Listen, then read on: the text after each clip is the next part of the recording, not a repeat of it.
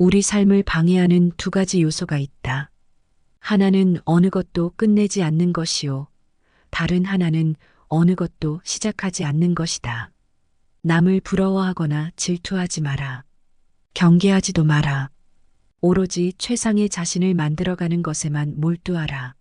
다른 사람이 무엇을 하건 상관하지 말라. 오직 자신이 무엇을 하고 무엇을 하지 말아야 할지 자신의 일에 대해서만 집중하여 생각하라. 스스로의 마음을 다스려 온전히 한 곳으로 집중할 수 있다면 그 어떤 일이든 모두 해결할 수 있다. 남을 위해서가 아니라 너 자신의 행복을 위해 선을 베풀어라. 신의 지혜를 선물로 받아라. 내 눈과 마음을 새롭게 하여 선을 베푸는 그 자체에서 기쁨을 누리는 가장 행복한 사람이 되라. 모든 것은 마음가짐에 따라 이루어진다.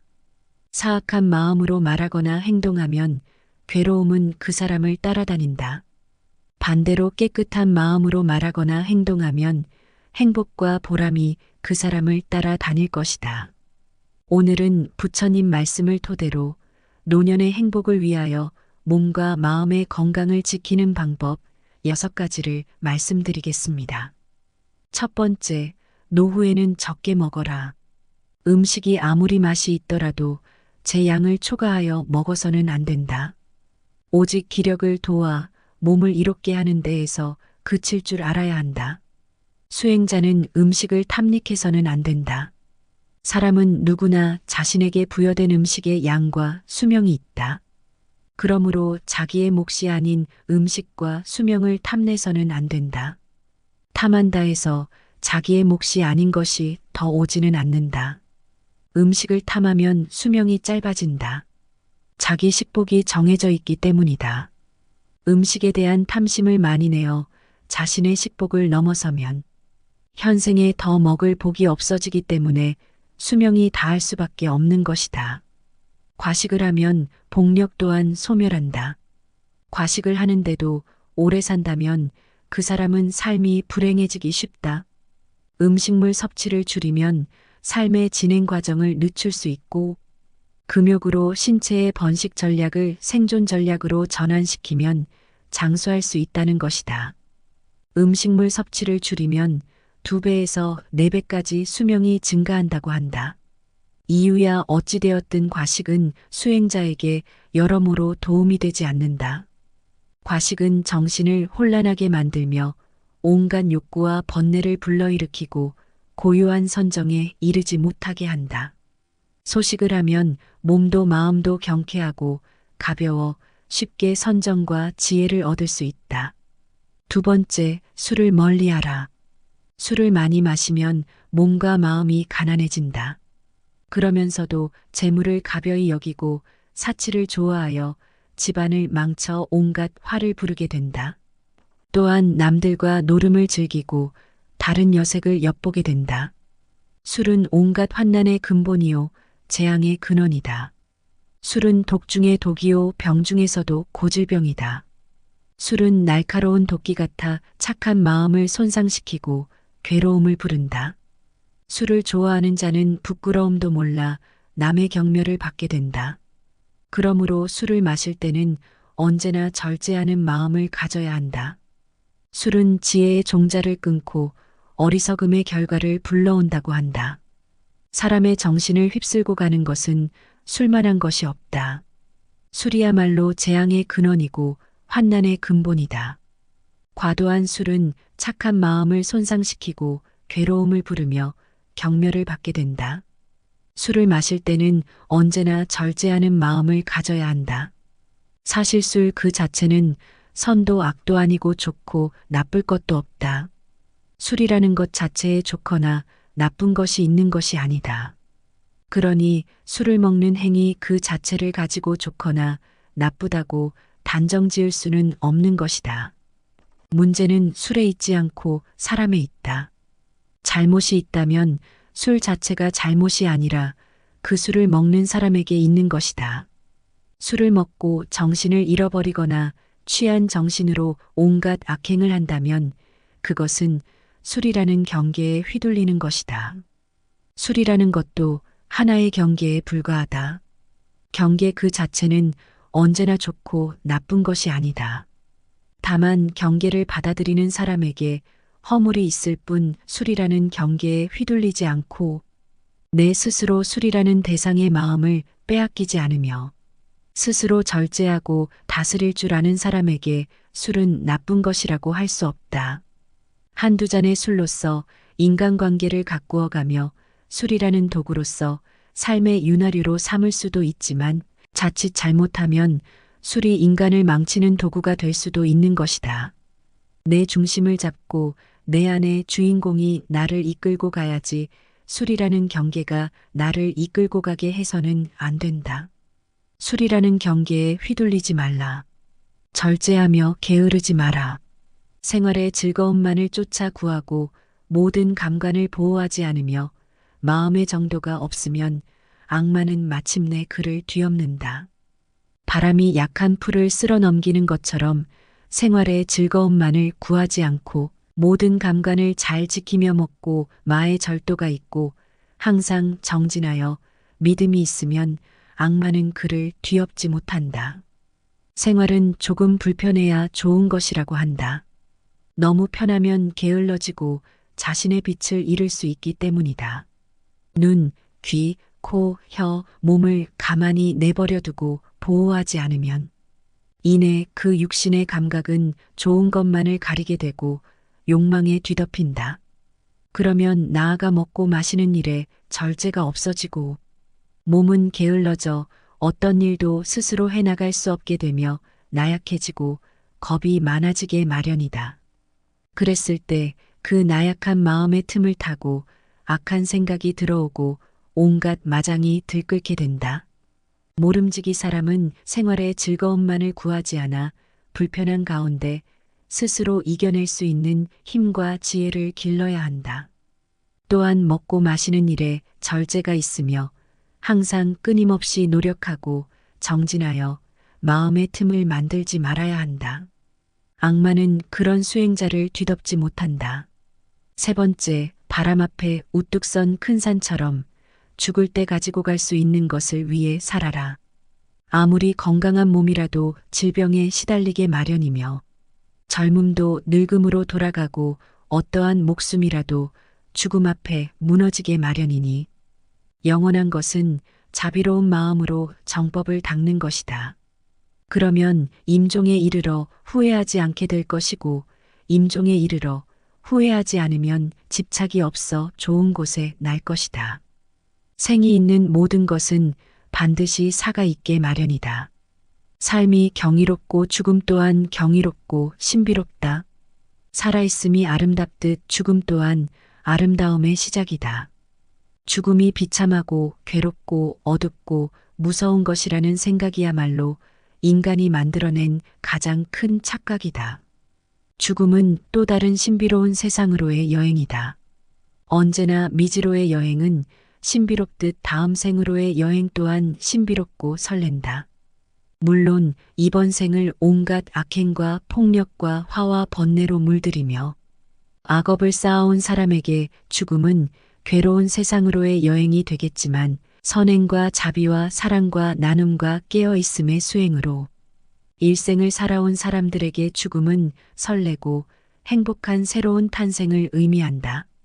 누구나 태어나면 죽고 건강하던 몸이 허약해지면 부귀영화도 사라지고 젊음도 늙음으로 돌아간다. 그러나 육신이 죽더라도 업력과 폭력과 수행력은 다음 생에 또 다른 새로운 나를 형성시켜 갈 것이다. 선업을 짓고 자비로서 복을 짓고 깨어있음의 수행을 행한 이는 임종에 이르러 후회하지 않을 것이고 후회가 없고 집착이 없는 이는 반드시 좋은 곳에 날 것이다. 죽음을 준비하는 것은 곧 삶을 어떻게 살아갈 것인가를 준비하는 것이다.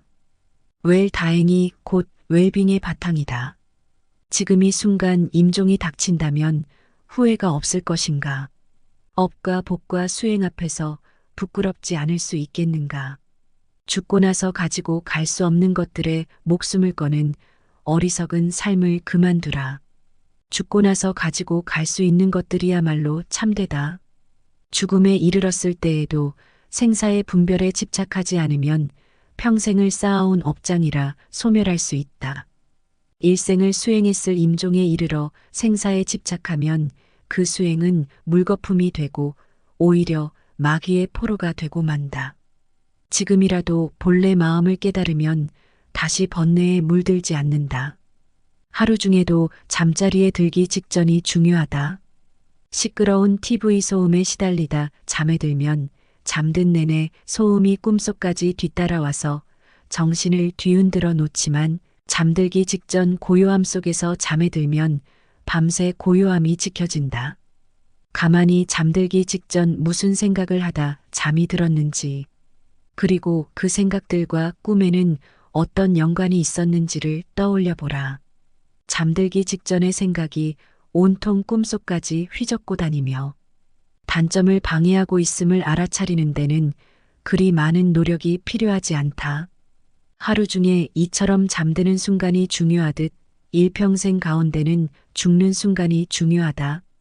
아무리 일평생 수행을 잘했다 하더라도 죽는 순간 생에 집착하여 미련을 못 버린다면 그간의 모든 수행은 물거품이 되고 오히려 마귀의 포로가 되어 헤매게 되나, 죽음에 이르러 생에 집착하지 않는다면 일평생의 수행을 뛰어넘는 결과를 얻을 수도 있다. 죽는 순간 생사에 집착해 자유롭기 위해 사는 순간에도 끊임없이 생사에 집착을 놓아버리는 공부를 하는 것이다. 하루하루의 삶이 깨어 있으며 집착을 버리고 욕망을 거스르며 온갖 번뇌를 놓아가는 쪽으로 비움과 수행의 삶을 사는 사람에게 죽음은 삶의 연장이다. 삶의 순간순간을 어떤 방식으로 살았느냐에 따라 죽는 순간을 어떻게 대처하느냐가 결정되어지기 때문이다. 올바른 웰빙이란 웰다잉과 다르지 않다. 웰다잉을 위해 죽는 순간의 공부를 위해 사는 순간 생사에 집착 없이 올바로 죽는 연습을 하는 것이다. 생사를 비롯한 양극단의 모든 분별을 죽이는 것이야말로 참말로 잘 죽는 웰다잉이다. 네 번째, 더 이상 애쓰면서 살지 마라. 부모에게 받은 이 몸은 마치 시방의 허공을 입으로 불면 미진의 티끌이 있는 듯 없는 듯함 같으며 맑은 큰 바다의 거품이 흘러가면서 생겼다가 사라졌다 함과 같다. 겉모습과 몸매와 외모가 중요한 세상. 이런 세상이야말로 이 세상이 얼마나 정신적인 타락의 길을 걷고 있는지를 증명해주고 있다. 바깥에 보이는 것에 휘둘린다면 내면에 중요한 것은 뒷줄 신세를 면치 못한다. 몸의 실체는 어떠한가? 그것은 꿈과 같고 환술 같고 거품과 같고 그림자와 같고 티끌과 같다. 이런 몸을 무얼 그리 사랑하고 애착하는가? 그래서 옛 스승들은 이 몸을 똥주머니라는 똥만 잔뜩 넣어가지고 다니는 똥주머니라고 했다. 똥주머니를 위해 무얼 그리 치장하고 내세우며 어여삐 여기는가. 몸 안에 온갖 내장이 기관들 똥오줌을 다 끄집어내 보면 얼마나 더럽고 흉측한 것인가. 그걸 다만 이 하얀 살결에 포장한 것에 지나지 않을 뿐이다. 살결에 포장한 것을 조금 잘했다고, 예쁘다 하고 못했다고, 못났다고 차별할 일이 무엇인가. 모두가 한낮 뜬 구름과 같고 바다에 뜬 거품과 같으며 꿈과 같고 그림자와 같은 것일 뿐이다. 다만 마음이 중요한 것이다.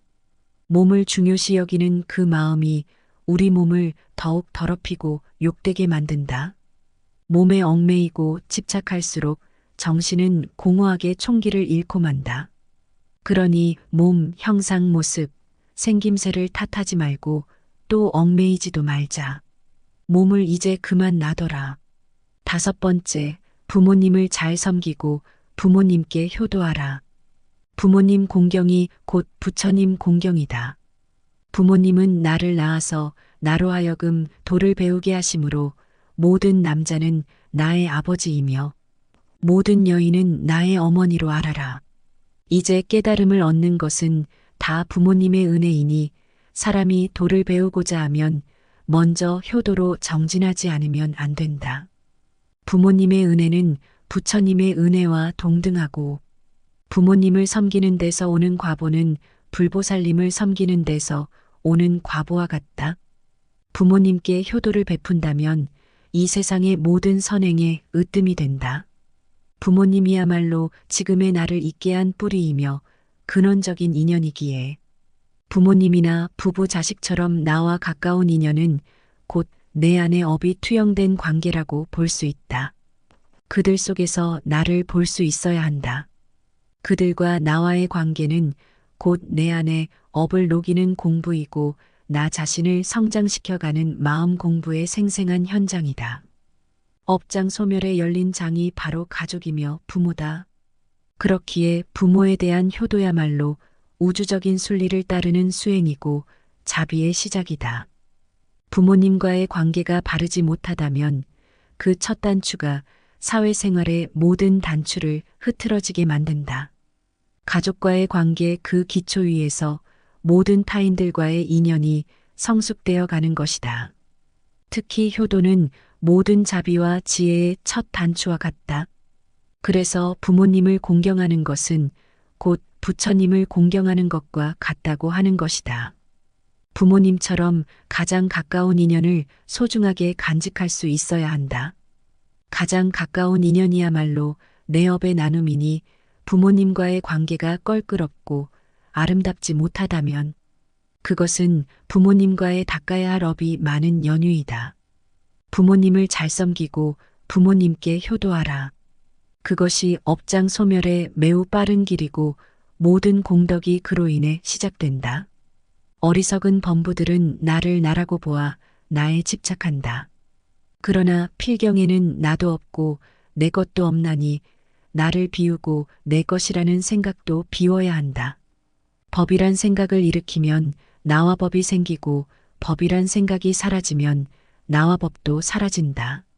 내 자식이다, 내 재산이다 하면서 어리석은 사람은 괴로워한다. 사실 내 몸도 나의 것이 아닌데 어찌 자식이나 재산이 나의 것일 수 있겠는가. 내 자식이다, 내 재산이다, 내 생각이다, 내 것이다 하는 것은 다 어리석은 생각이다. 나도 내가 아닌데 내 몸도 이번 한 생 잠시 쓰고 나면 이 우주에 돌려주어야 하는데 하물며 내 소유를 어찌 내 것이라고 할 수 있겠는가. 잠시 빌렸을 뿐이다. 내 몸도 우주법계에서 잠시 빌어다 쓰는 것이고 내 소유도 잠시 법계에서 빌어다 쓸 뿐이다. 그러니 집착할 것이 없다. 내 몸도 이 우주에서 품어낸 온갖 음식을 잠시 빌려 유지하고 있을 뿐이고 내 생각도 이 세상의 수많은 생각들을 인연 따라 잠시 채용하여 내 식대로 조합해 쓰고 있을 뿐이며 내 자식도 우주적인 법계의 인연과 업의 법칙에 따라 잠깐 부모의 몸을 빌어 나왔을 뿐이다. 세상 모든 것들이 이처럼 다른 모든 존재들에 의지하여 다만 잠시 그 모습을 취하고 있을 뿐이다. 세상 모든 존재는 우주의 것이며 다른 모든 존재들의 것이다. 여섯 번째, 유산을 남겨주기 위해 자신의 귀중한 생애를 다 쓰지 마라. 내가 곧 이 우주이며 또한 나는 이 우주의 모든 존재들과 긴밀하게 연결되어 있다. 그러니 어찌 내가 누구를 가지고 내가 무엇을 집착하고 누가 무엇을 소유할 수 있겠는가. 온 우주는 전체에 의해 존재하며 전체에 의해 소유되고 있는 것이다. 내 것이란 울타리를 걷어내면 모든 것이 그대로 있을 곳에 있고 제자리를 찾는다. 그런 신성한 우주적인 것에 내 것이라는 울타리를 치면서부터 우리는 우주로부터 진리로부터 외면받고 있다. 내 것을 만들면 세계가 나뉘어 시끄럽지만 내 것을 걷어내면 세계도 나도 나뉘지 않아 고요하다. 유산을 남겨주기 위해 자신의 귀중한 생애를 다 쓰지 마라. 많은 사람들이 재물을 얻는데 더 많은 힘을 기울인다. 우리들 이웃을 보면 저마다 돈벌이에 바빠서 개미처럼 동으로 뛰고 서로 뛰고 급하게 서두르고 악착 같다. 돈 아니면 거들떠 보지 않는 상태로 자신을 방치해버리기도 한다.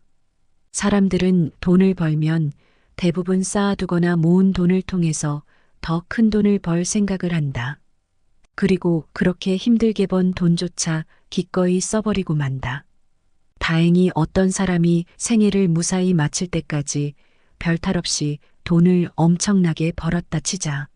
그동안 그가 땀을 쓴 보람으로 남은 것은 단지 황금 덩어리일 뿐, 이제 귀중한 세월은 다 써버리고 말았다.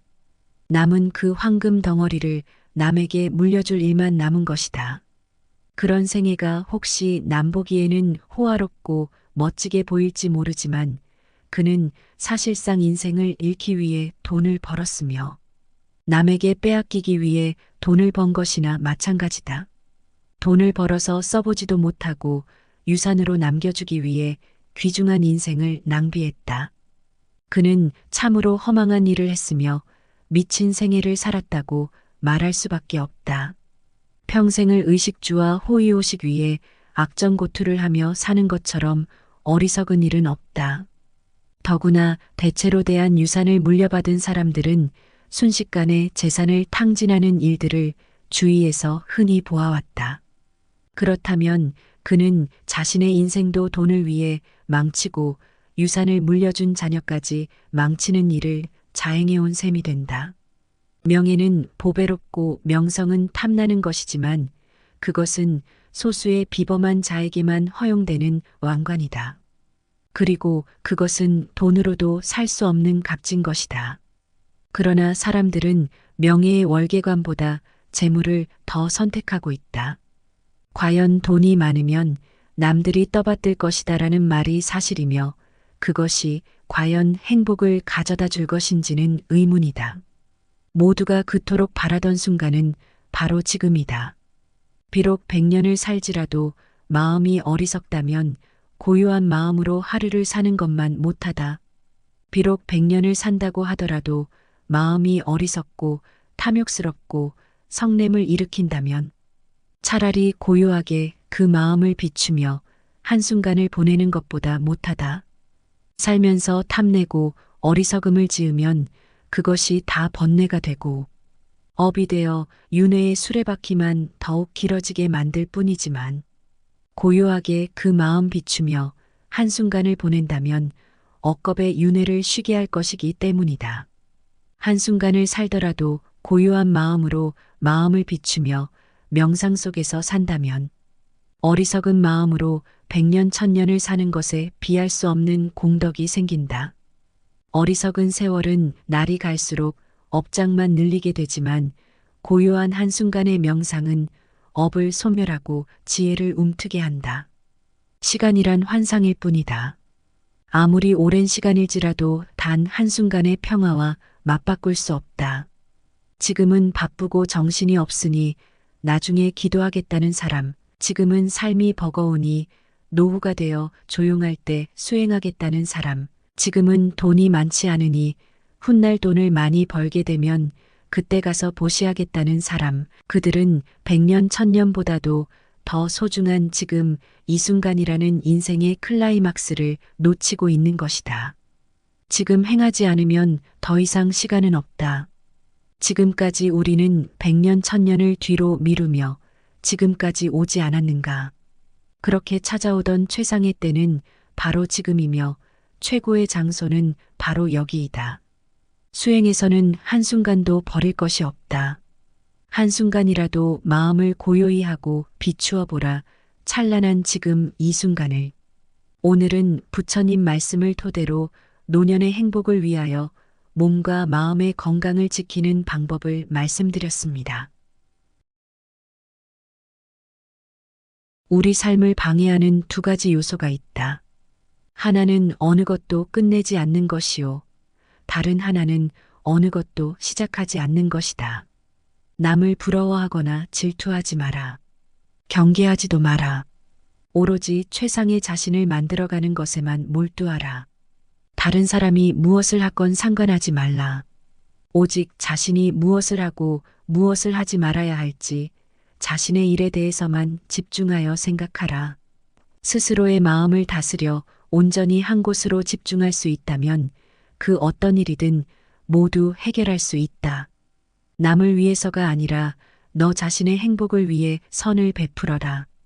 신의 지혜를 선물로 받아라. 내 눈과 마음을 새롭게 하여 선을 베푸는 그 자체에서 기쁨을 누리는 가장 행복한 사람이 되라. 모든 것은 마음가짐에 따라 이루어진다. 사악한 마음으로 말하거나 행동하면 괴로움은 그 사람을 따라다닌다. 반대로 깨끗한 마음으로 말하거나 행동하면 행복과 보람이 그 사람을 따라다닐 것이다. 오늘은 부처님 말씀을 토대로 노년의 행복을 위하여 몸과 마음의 건강을 지키는 방법 6가지를 말씀드리겠습니다. 첫 번째, 노후에는 적게 먹어라. 음식이 아무리 맛이 있더라도 제 양을 초과하여 먹어서는 안 된다. 오직 기력을 도와 몸을 이롭게 하는 데에서 그칠 줄 알아야 한다. 수행자는 음식을 탐닉해서는 안 된다. 사람은 누구나 자신에게 부여된 음식의 양과 수명이 있다. 그러므로 자기의 몫이 아닌 음식과 수명을 탐내서는 안 된다. 탐한다 해서 자기의 몫이 아닌 것이 더 오지는 않는다. 음식을 탐하면 수명이 짧아진다. 자기 식복이 정해져 있기 때문이다. 음식에 대한 탐심을 많이 내어 자신의 식복을 넘어서면 현생에 더 먹을 복이 없어지기 때문에 수명이 다할 수밖에 없는 것이다. 과식을 하면 복력 또한 소멸한다. 과식을 하는데도 오래 산다면 그 사람은 삶이 불행해지기 쉽다. 음식물 섭취를 줄이면 삶의 진행 과정을 늦출 수 있고 금욕으로 신체의 번식 전략을 생존 전략으로 전환시키면 장수할 수 있다는 것이다. 음식물 섭취를 줄이면 2배에서 4배까지 수명이 증가한다고 한다. 이유야 어찌되었든 과식은 수행자에게 여러모로 도움이 되지 않는다. 과식은 정신을 혼란하게 만들며 온갖 욕구와 번뇌를 불러일으키고 고요한 선정에 이르지 못하게 한다. 소식을 하면 몸도 마음도 경쾌하고 가벼워 쉽게 선정과 지혜를 얻을 수 있다. 두 번째, 술을 멀리하라. 술을 많이 마시면 몸과 마음이 가난해진다. 그러면서도 재물을 가벼이 여기고 사치를 좋아하여 집안을 망쳐 온갖 화를 부르게 된다. 또한 남들과 노름을 즐기고 다른 여색을 엿보게 된다. 술은 온갖 환난의 근본이요 재앙의 근원이다. 술은 독 중에 독이요 병 중에서도 고질병이다. 술은 날카로운 도끼 같아 착한 마음을 손상시키고 괴로움을 부른다. 술을 좋아하는 자는 부끄러움도 몰라 남의 경멸을 받게 된다. 그러므로 술을 마실 때는 언제나 절제하는 마음을 가져야 한다. 술은 지혜의 종자를 끊고 어리석음의 결과를 불러온다고 한다. 사람의 정신을 휩쓸고 가는 것은 술만한 것이 없다. 술이야말로 재앙의 근원이고 환난의 근본이다. 과도한 술은 착한 마음을 손상시키고 괴로움을 부르며 경멸을 받게 된다. 술을 마실 때는 언제나 절제하는 마음을 가져야 한다. 사실 술 그 자체는 선도 악도 아니고 좋고 나쁠 것도 없다. 술이라는 것 자체에 좋거나 나쁜 것이 있는 것이 아니다. 그러니 술을 먹는 행위 그 자체를 가지고 좋거나 나쁘다고 단정 지을 수는 없는 것이다. 문제는 술에 있지 않고 사람에 있다. 잘못이 있다면 술 자체가 잘못이 아니라 그 술을 먹는 사람에게 있는 것이다. 술을 먹고 정신을 잃어버리거나 취한 정신으로 온갖 악행을 한다면 그것은 술이라는 경계에 휘둘리는 것이다. 술이라는 것도 하나의 경계에 불과하다. 경계 그 자체는 언제나 좋고 나쁜 것이 아니다. 다만 경계를 받아들이는 사람에게 허물이 있을 뿐 술이라는 경계에 휘둘리지 않고 내 스스로 술이라는 대상의 마음을 빼앗기지 않으며 스스로 절제하고 다스릴 줄 아는 사람에게 술은 나쁜 것이라고 할 수 없다. 한두 잔의 술로서 인간관계를 가꾸어가며 술이라는 도구로서 삶의 윤활유로 삼을 수도 있지만 자칫 잘못하면 술이 인간을 망치는 도구가 될 수도 있는 것이다. 내 중심을 잡고 내 안의 주인공이 나를 이끌고 가야지 술이라는 경계가 나를 이끌고 가게 해서는 안 된다. 술이라는 경계에 휘둘리지 말라. 절제하며 게으르지 마라. 생활의 즐거움만을 쫓아 구하고 모든 감관을 보호하지 않으며 마음의 정도가 없으면 악마는 마침내 그를 뒤엎는다. 바람이 약한 풀을 쓸어 넘기는 것처럼 생활의 즐거움만을 구하지 않고 모든 감관을 잘 지키며 먹고 마의 절도가 있고 항상 정진하여 믿음이 있으면 악마는 그를 뒤엎지 못한다. 생활은 조금 불편해야 좋은 것이라고 한다. 너무 편하면 게을러지고 자신의 빛을 잃을 수 있기 때문이다. 눈, 귀, 코, 혀, 몸을 가만히 내버려 두고 보호하지 않으면 이내 그 육신의 감각은 좋은 것만을 가리게 되고 욕망에 뒤덮인다. 그러면 나아가 먹고 마시는 일에 절제가 없어지고 몸은 게을러져 어떤 일도 스스로 해나갈 수 없게 되며 나약해지고 겁이 많아지게 마련이다. 그랬을 때 그 나약한 마음의 틈을 타고 악한 생각이 들어오고 온갖 마장이 들끓게 된다. 모름지기 사람은 생활의 즐거움만을 구하지 않아 불편한 가운데 스스로 이겨낼 수 있는 힘과 지혜를 길러야 한다. 또한 먹고 마시는 일에 절제가 있으며 항상 끊임없이 노력하고 정진하여 마음의 틈을 만들지 말아야 한다. 악마는 그런 수행자를 뒤덮지 못한다. 세 번째, 바람 앞에 우뚝 선 큰 산처럼 죽을 때 가지고 갈 수 있는 것을 위해 살아라. 아무리 건강한 몸이라도 질병에 시달리게 마련이며 젊음도 늙음으로 돌아가고 어떠한 목숨이라도 죽음 앞에 무너지게 마련이니 영원한 것은 자비로운 마음으로 정법을 닦는 것이다. 그러면 임종에 이르러 후회하지 않게 될 것이고 임종에 이르러 후회하지 않으면 집착이 없어 좋은 곳에 날 것이다. 생이 있는 모든 것은 반드시 사가 있게 마련이다. 삶이 경이롭고 죽음 또한 경이롭고 신비롭다. 살아있음이 아름답듯 죽음 또한 아름다움의 시작이다. 죽음이 비참하고 괴롭고 어둡고 무서운 것이라는 생각이야말로 인간이 만들어낸 가장 큰 착각이다. 죽음은 또 다른 신비로운 세상으로의 여행이다. 언제나 미지로의 여행은 신비롭듯 다음 생으로의 여행 또한 신비롭고 설렌다. 물론 이번 생을 온갖 악행과 폭력과 화와 번뇌로 물들이며 악업을 쌓아온 사람에게 죽음은 괴로운 세상으로의 여행이 되겠지만 선행과 자비와 사랑과 나눔과 깨어있음의 수행으로 일생을 살아온 사람들에게 죽음은 설레고 행복한 새로운 탄생을 의미한다. 누구나 태어나면 죽고 건강하던 몸이 허약해지면 부귀영화도 사라지고 젊음도 늙음으로 돌아간다. 그러나 육신이 죽더라도 업력과 폭력과 수행력은 다음 생에 또 다른 새로운 나를 형성시켜 갈 것이다. 선업을 짓고 자비로서 복을 짓고 깨어있음의 수행을 행한 이는 임종에 이르러 후회하지 않을 것이고 후회가 없고 집착이 없는 이는 반드시 좋은 곳에 날 것이다.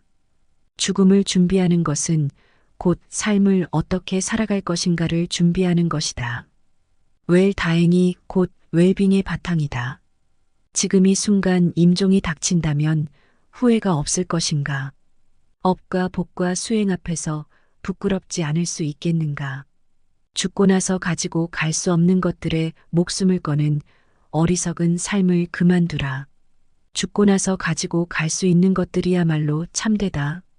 죽음에 이르렀을 때에도 생사의 분별에 집착하지 않으면 평생을 쌓아온 업장이라 소멸할 수 있다.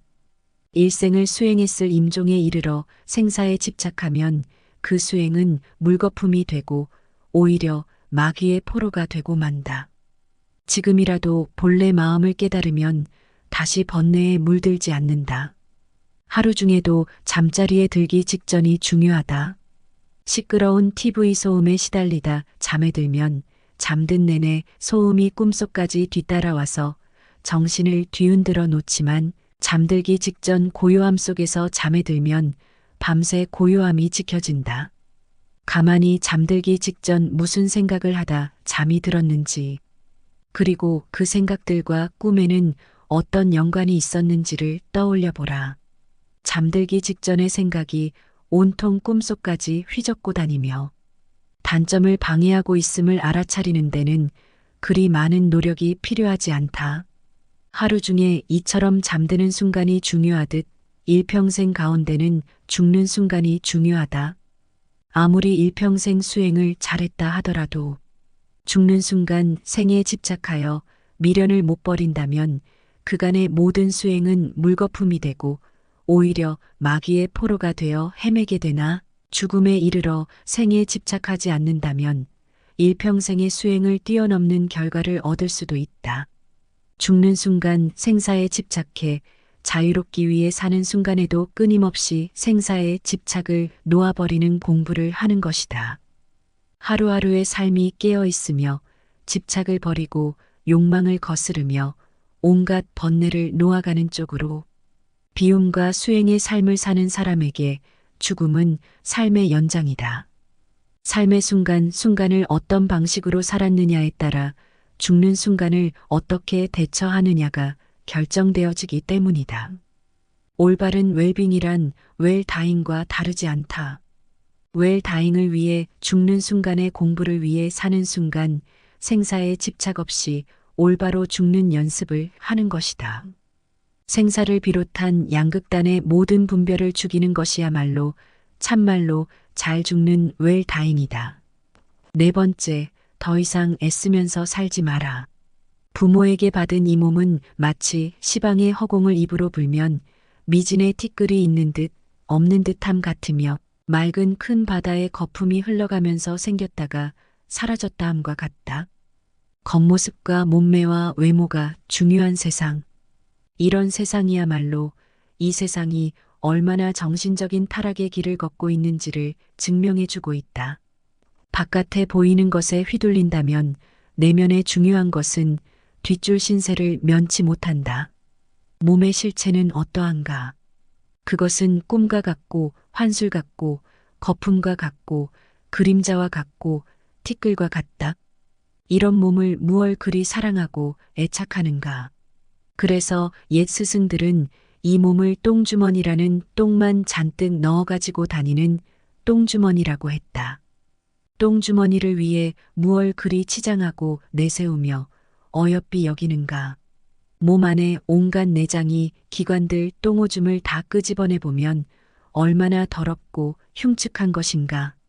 그걸 다만 이 하얀 살결에 포장한 것에 지나지 않을 뿐이다. 살결에 포장한 것을 조금 잘했다고 예쁘다 하고 못했다고 못났다고 차별할 일이 무엇인가. 모두가 한낮 뜬 구름과 같고 바다에 뜬 거품과 같으며 꿈과 같고 그림자와 같은 것일 뿐이다. 다만 마음이 중요한 것이다. 몸을 중요시 여기는 그 마음이 우리 몸을 더욱 더럽히고 욕되게 만든다. 몸에 얽매이고 집착할수록 정신은 공허하게 총기를 잃고 만다. 그러니 몸, 형상, 모습, 생김새를 탓하지 말고 또 얽매이지도 말자. 몸을 이제 그만 놔둬라. 다섯 번째, 부모님을 잘 섬기고 부모님께 효도하라. 부모님 공경이 곧 부처님 공경이다. 부모님은 나를 낳아서 나로 하여금 도를 배우게 하심으로 모든 남자는 나의 아버지이며 모든 여인은 나의 어머니로 알아라. 이제 깨달음을 얻는 것은 다 부모님의 은혜이니 사람이 도를 배우고자 하면 먼저 효도로 정진하지 않으면 안 된다. 부모님의 은혜는 부처님의 은혜와 동등하고 부모님을 섬기는 데서 오는 과보는 불보살님을 섬기는 데서 오는 과보와 같다. 부모님께 효도를 베푼다면 이 세상의 모든 선행에 으뜸이 된다. 부모님이야말로 지금의 나를 있게 한 뿌리이며 근원적인 인연이기에 부모님이나 부부 자식처럼 나와 가까운 인연은 곧 내 안에 업이 투영된 관계라고 볼 수 있다. 그들 속에서 나를 볼 수 있어야 한다. 그들과 나와의 관계는 곧 내 안에 업을 녹이는 공부이고 나 자신을 성장시켜가는 마음 공부의 생생한 현장이다. 업장 소멸에 열린 장이 바로 가족이며 부모다. 그렇기에 부모에 대한 효도야말로 우주적인 순리를 따르는 수행이고 자비의 시작이다. 부모님과의 관계가 바르지 못하다면 그 첫 단추가 사회생활의 모든 단추를 흐트러지게 만든다. 가족과의 관계 그 기초 위에서 모든 타인들과의 인연이 성숙되어 가는 것이다. 특히 효도는 모든 자비와 지혜의 첫 단추와 같다. 그래서 부모님을 공경하는 것은 곧 부처님을 공경하는 것과 같다고 하는 것이다. 부모님처럼 가장 가까운 인연을 소중하게 간직할 수 있어야 한다. 가장 가까운 인연이야말로 내 업의 나눔이니 부모님과의 관계가 껄끄럽고 아름답지 못하다면 그것은 부모님과의 닦아야 할 업이 많은 연유이다. 부모님을 잘 섬기고 부모님께 효도하라. 그것이 업장 소멸의 매우 빠른 길이고 모든 공덕이 그로 인해 시작된다. 어리석은 범부들은 나를 나라고 보아 나에 집착한다. 그러나 필경에는 나도 없고 내 것도 없나니 나를 비우고 내 것이라는 생각도 비워야 한다. 법이란 생각을 일으키면 나와 법이 생기고 법이란 생각이 사라지면 나와 법도 사라진다. 내 자식이다. 내 재산이다 하면서 어리석은 사람은 괴로워한다. 사실 내 몸도 나의 것이 아닌데 어찌 자식이나 재산이 나의 것일 수 있겠는가. 내 자식이다. 내 재산이다. 내 생각이다. 내 것이다. 하는 것은 다 어리석은 생각이다. 나도 내가 아닌데 내 몸도 이번 한 생 잠시 쓰고 나면 이 우주에 돌려주어야 하는데 하물며 내 소유를 어찌 내 것이라고 할 수 있겠는가. 잠시 빌렸을 뿐이다. 내 몸도 우주법계에서 잠시 빌어다 쓰는 것이고 내 소유도 잠시 법계에서 빌어다 쓸 뿐이다. 그러니 집착할 것이 없다. 내 몸도 이 우주에서 품어낸 온갖 음식을 잠시 빌려 유지하고 있을 뿐이고 내 생각도 이 세상의 수많은 생각들을 인연 따라 잠시 채용하여 내 식대로 조합해 쓰고 있을 뿐이며 내 자식도 우주적인 법계의 인연과 업의 법칙에 따라 잠깐 부모의 몸을 빌어 나왔을 뿐이다. 세상 모든 것들이 이처럼 다른 모든 존재들에 의지하여 다만 잠시 그 모습을 취하고 있을 뿐이다. 세상 모든 존재는 우주의 것이며 다른 모든 존재들의 것이다. 여섯 번째, 유산을 남겨주기 위해 자신의 귀중한 생애를 다 쓰지 마라. 내가 곧 이 우주이며 또한 나는 이 우주의 모든 존재들과 긴밀하게 연결되어 있다. 그러니 어찌 내가 누구를 가지고 내가 무엇을 집착하고 누가 무엇을 소유할 수 있겠는가. 온 우주는 전체에 의해 존재하며 전체에 의해 소유되고 있는 것이다. 내 것이란 울타리를 걷어내면 모든 것이 그대로 있을 곳에 있고 제자리를 찾는다. 그런 신성한 우주적인 것에 내 것이라는 울타리를 치면서부터 우리는 우주로부터 진리로부터 외면받고 있다. 내 것을 만들면 세계가 나뉘어 시끄럽지만 내 것을 걷어내면 세계도 나도 나뉘지 않아 고요하다. 유산을 남겨주기 위해 자신의 귀중한 생애를 다 쓰지 마라. 많은 사람들이 재물을 얻는데 더 많은 힘을 기울인다. 우리들 이웃을 보면 저마다 돈벌이에 바빠서 개미처럼 동으로 뛰고 서로 뛰고 급하게 서두르고 악착 같다. 돈 아니면 거들떠보지 않는 상태로 자신을 방치해버리기도 한다. 사람들은 돈을 벌면 대부분 쌓아두거나 모은 돈을 통해서 더 큰 돈을 벌 생각을 한다. 그리고 그렇게 힘들게 번 돈조차 기꺼이 써버리고 만다. 다행히 어떤 사람이 생애를 무사히 마칠 때까지 별탈 없이 돈을 엄청나게 벌었다 치자. 그동안 그가 땀을 쓴 보람으로 남은 것은 단지 황금 덩어리일 뿐 이제 귀중한 세월은 다 써버리고 말았다. 남은 그 황금 덩어리를 남에게 물려줄 일만 남은 것이다. 그런 생애가 혹시 남보기에는 호화롭고 멋지게 보일지 모르지만 그는 사실상 인생을 잃기 위해 돈을 벌었으며 남에게 빼앗기기 위해 돈을 번 것이나 마찬가지다. 돈을 벌어서 써보지도 못하고 유산으로 남겨주기 위해 귀중한 인생을 낭비했다. 그는 참으로 허망한 일을 했으며 미친 생애를 살았다고 말할 수밖에 없다.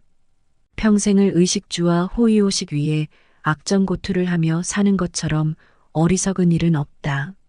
더구나 대체로 대한 유산을 물려받은 사람들은 순식간에 재산을 탕진하는 일들을 주위에서 흔히 보아왔다. 그렇다면 그는 자신의 인생도 돈을 위해 망치고 유산을 물려준 자녀까지 망치는 일을 자행해온 셈이 된다. 명예는 보배롭고 명성은 탐나는 것이지만 그것은 소수의 비범한 자에게만 허용되는 왕관이다. 그리고 그것은 돈으로도 살 수 없는 값진 것이다. 그러나 사람들은 명예의 월계관보다 재물을 더 선택하고 있다. 과연 돈이 많으면 남들이 떠받들 것이다라는 말이 사실이며 그것이 과연 행복을 가져다 줄 것인지는 의문이다. 모두가 그토록 바라던 순간은 바로 지금이다. 비록 100년을 살지라도 마음이 어리석다면 고요한 마음으로 하루를 사는 것만 못하다. 비록 100년을 산다고 하더라도 마음이 어리석고 탐욕스럽고 성냄을 일으킨다면 차라리 고요하게 그 마음을 비추며 한순간을 보내는 것보다 못하다.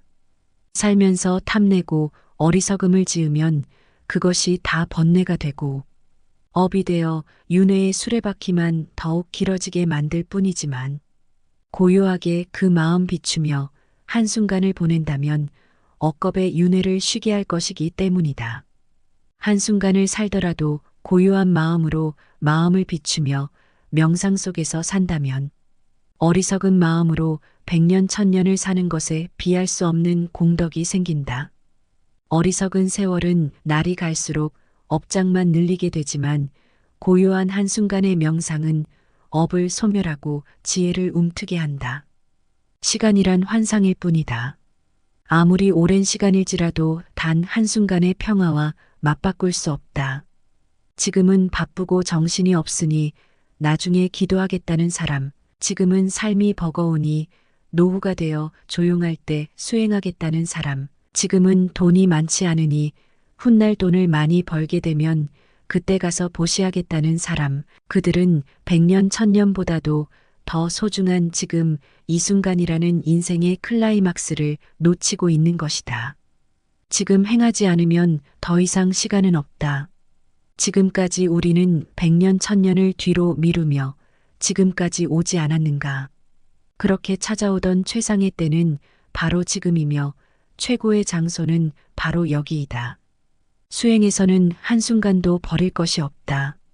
한순간이라도 마음을 고요히 하고 비추어 보라. 찬란한 지금 이 순간을. 오늘은 부처님 말씀을 토대로 노년의 행복을 위하여 몸과 마음의 건강을 지키는 방법을 말씀드렸습니다.